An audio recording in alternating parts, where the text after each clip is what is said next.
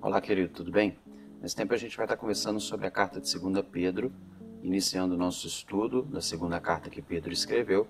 Será que foi Pedro mesmo que escreveu? A gente vai estar definindo isso nessa parte introdutória hoje, com o nosso estudo facilitado.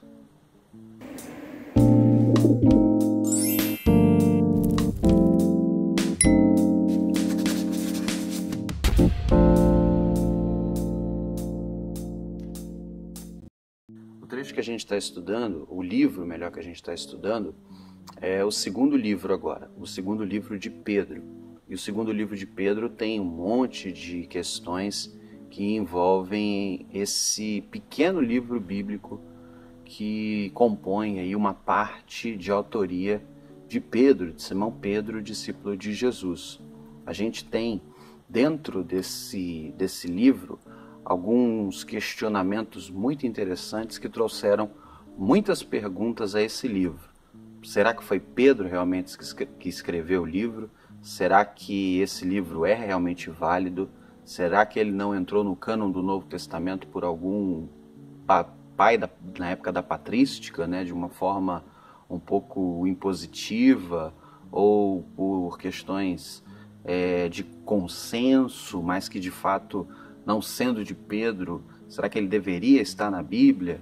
Tudo isso a gente vai dar uma pinceladinha hoje. Primeiro a gente precisa começar com a questão do aspecto do propósito da carta de 2 Pedro. Pedro continua escrevendo as regiões ali da Macedônia, da Ásia Menor, as igrejas que sofriam perseguição.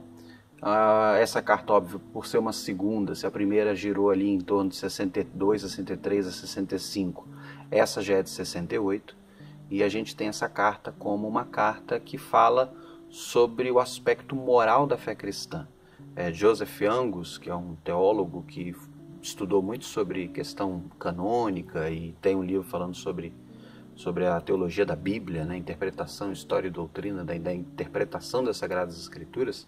É um livreto que está até aqui na minha frente, né? Esse é o livro, né, do Joseph Angus. Ele diz que 2 Pedro é um material que tinha um propósito muito de falar sobre a persistência cristã e sobre a fé cristã. Donald Carson vai falar que Pedro tinha um propósito de definir a fé cristã em elementos de conceito, de teoria e de prática. Na verdade, é até o Joseph Angus que diz isso, que o propósito de Pedro, de 2 Pedro, era definir uma forma teórica e prática de se viver com Jesus. Mas aí surgiram alguns problemas quando os primeiros pais da igreja, na época da patrística, o nome patrística vem justamente disso, dos pais da igreja, né?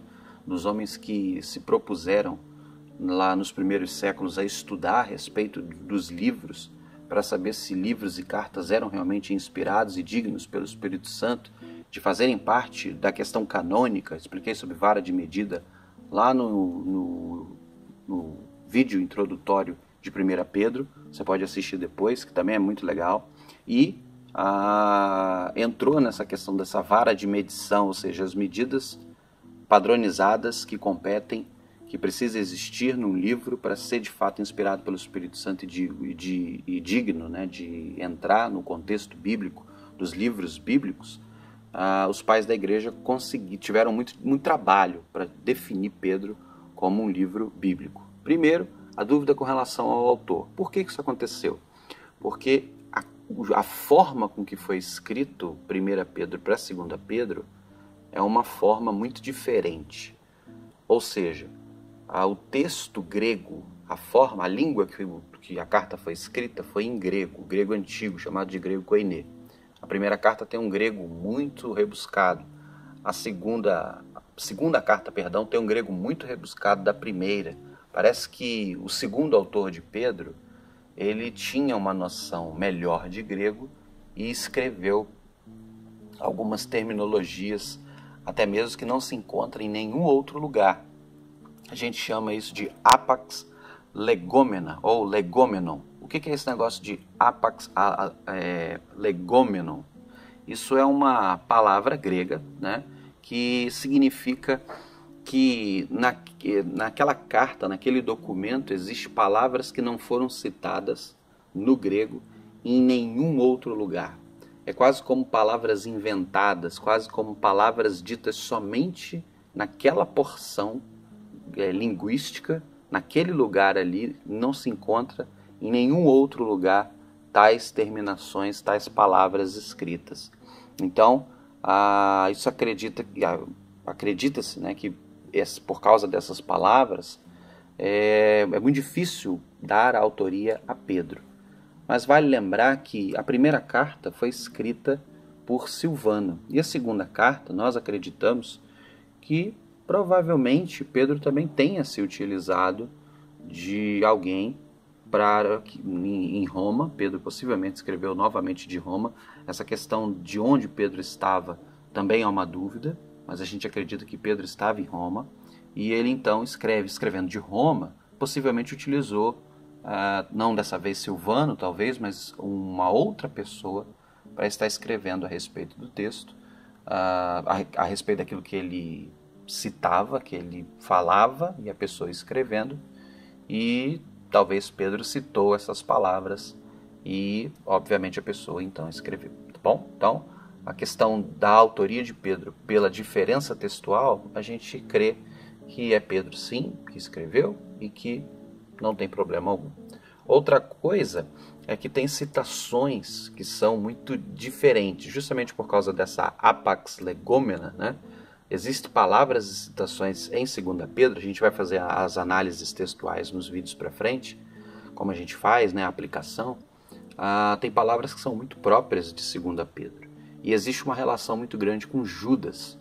E muita gente traz essa problemática dizendo que se Pedro usou a Judas, como poderia ser Pedro, discípulo de Jesus, se a carta de Judas foi escrita depois da morte de Pedro? Então não seria Pedro que escreveu sua segunda carta, e sim um pseudônimo, alguém que colocou o Pedro, mas que possivelmente não era o Pedro, discípulo de Jesus, apóstolo da igreja primitiva, líder da igreja primitiva.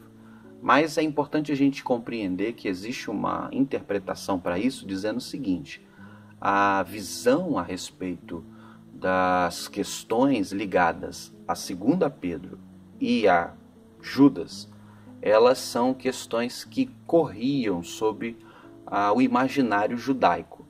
Há uma carta, um livro não inspirado, mas é um livro folclórico da comunidade judaica, chamado Livro de Enoque, que se você pesquisar, você vai ver que o trecho do livro de Enoque, citado muitas vezes por muitos autores, é um trecho que dá uma compreensão de que tanto Pedro quanto Judas utilizaram daquelas informações ali, dos homens que caíram e foram julgados na época de Noé, e com relação ao juízo de Deus sobre Sodoma e Gomorra. Você vai encontrar o trecho em 2 Pedro e na carta de Judas, na pequena carta de Judas, um trecho muito parecido. Mas isso não é uma questão que corrobora para que Pedro não seja o autor. Pelo contrário, a gente acredita que Pedro é o autor, mas talvez Judas tenha se utilizado junto de Pedro de uma fonte, de um livro, de uma literatura ou de um conhecimento prévio, tá bom? A respeito dessas questões do Antigo Testamento. Então isso não depõe contra a pessoa de Pedro, tampouco contra a pessoa de Judas, tá bom? É até mais provável que Judas tenha usado a segunda carta de Pedro do que necessariamente o contrário, tá bom? Outro ponto nas minhas anotações é com relação a essa questão do propósito de 2 Pedro. 2 Pedro, quando foi escrita, lembrando que Pedro já tinha escrito uma carta, Pedro, anos depois, escreve uma segunda. E qual era o propósito dessa carta?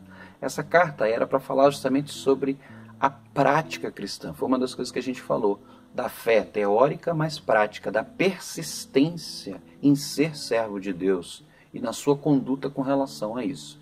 Isso vem numa tentativa de vencer um pensamento chamado gnosticismo, especificamente o antinominiano, ou antinomiano, palavra dificinha, né? Antinominiano. Errei de novo. antinomiano. É isso mesmo, antinomiano. Acertei. Essa palavrinha difícil, antinomiano. Estava falando ela agora há pouco e não estou conseguindo. O que significa isso? Esse gnosticismo antinomiano é uma expressão grega que deriva de uma compreensão do seguinte: antinominal, né? Ou nomai, nomon, que é moral, princípio de ação. Ou seja, havia pessoas na época de Pedro que acreditavam num gnosticismo e num gnosticismo com essa vertente. Primeiro vamos entender o que é gnosticismo, para a gente não ficar confuso. Gnosticismo vem da palavra grega gnosis, que significa conhecimento. O que é isso? A filosofia, juntada com a religião, trouxe um aspecto de interpretação ao ser humano, de forma religiosa, de que o ser humano ele conseguiria obter a iluminação e a salvação por meio do conhecimento.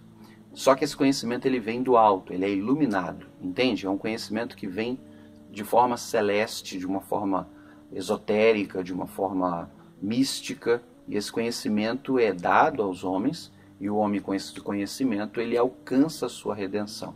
Isso é o gnosticismo. Só que o gnosticismo também dizia que essa busca pelo conhecimento, ela é indiferente, tá bom?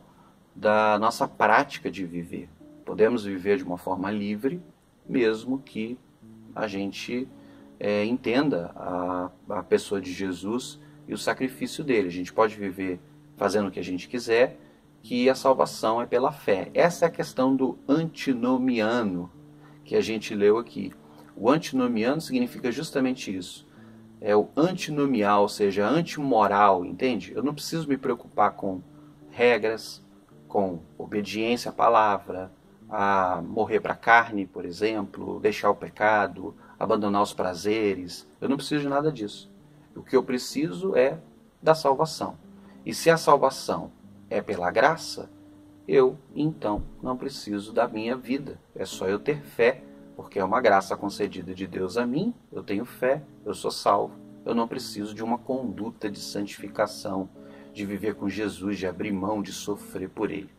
Então, isso vem de um pensamento grego que trouxe essa questão da gnosis, somou e repousou no cristianismo, na visão de Jesus, na visão ali dos discípulos, e começou a se infiltrar na igreja devagarinho. A gente acredita que Pedro escreve a sua segunda carta querendo combater esse tipo de pensamento, que ainda não é chamado de gnosticismo especificamente.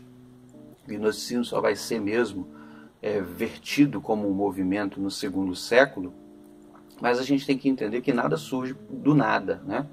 Esses pensamentos eles vêm progressivos, de anos, e o gnosticismo ele sempre foi uma concepção religiosa e filosófica que se apoia em credos, entende? Ele se apoia, é como um parasita, era um credo que se apoiava nas religiões. Há gnosticismo judeu, estava surgindo um certo gnosticismo cristão, e vai surgir movimentos gnósticos que vão também influenciar a igreja no futuro. Em resumo, Pedro está escrevendo a uma classificação de pessoas que estavam vivendo de forma descuidada, descompromissada com Jesus, porque estavam crendo, baseado na filosofia grega e nas concepções gregas de gnosticismo, que você não precisava viver de forma alguma se preocupando com a sua vida, com a sua santidade, com a sua pureza. Dependia somente da fé. Então, a salvação vem pelo conhecimento, é iluminado por Deus, Deus nos revela esse conhecimento por meio de Jesus, com a fé a gente é salvo. E Pedro vem dizer que não é bem assim. Pedro vem dizer que a nossa prática, a nossa perseverança, nossa santificação, ela continua importante e ela valida o processo de Cristo em nós. A santificação é um processo que valida a salvação em nós. Não como uma questão de nos salvar, mas justifica que de fato somos salvos. Se somos filhos da luz, precisamos gerar obras da luz. Então, a salvação, ela vem pela fé. Mas como diz Tiago, as obras, elas justificam essa fé, elas validam essa fé, né? Elas qualificam essa fé.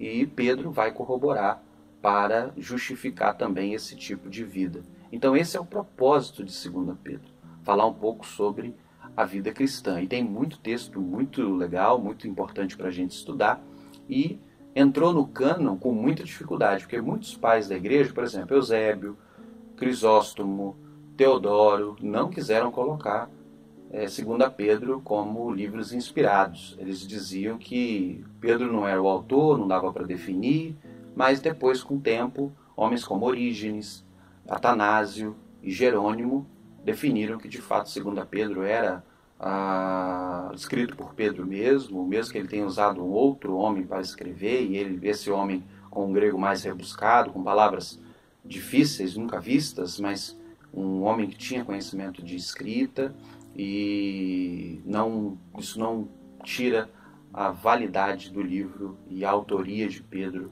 a carta. Então a gente acredita que é Pedro mesmo, e não há nenhuma discussão com relação a isso. Tá bom?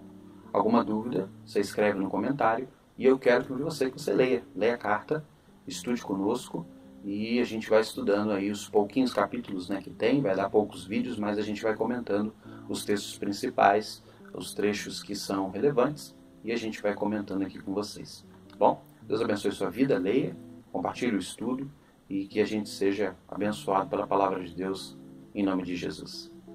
Deus abençoe.